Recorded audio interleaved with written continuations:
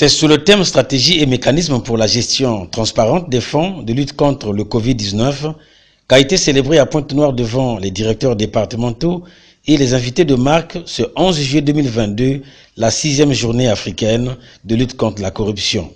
Fruit d'un partenariat entre l'APJAS, Action pour une jeunesse africaine, et l'ALC, la haute autorité de lutte contre la corruption au Congo.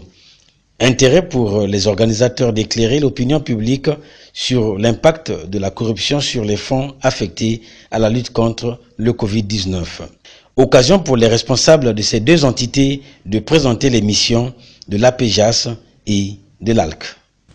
Le 11 juillet marque le jour de l'Union africaine, adopté la Convention de l'Union africaine sur la prévention et la lutte contre la corruption, il y a 18 ans.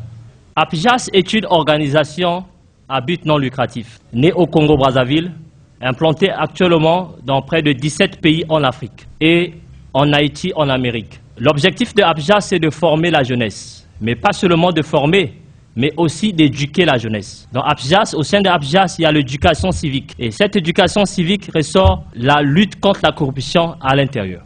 La communauté africaine célèbre le 11 juillet de chaque année la journée africaine de lutte contre la corruption, placée sous l'égide de l'Union africaine.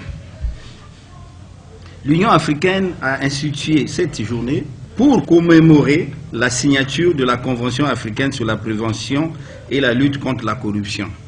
La haute autorité de lutte contre la corruption, créée par loi numéro 3/2019 du 7 février 2019, est une autorité administrative indépendante, jouissant de la personnalité morale et de l'autonomie financière. Elle est chargée de prévenir et de combattre la corruption, la concussion, la fraude et les infractions assimilées. Le président de l'ALC a par la suite dénoncé dans son mot la corruption endémique, mot soutenu par un échange de vues entre les intervenants et le présidium, véritable école du savoir du couple corruption Covid-19.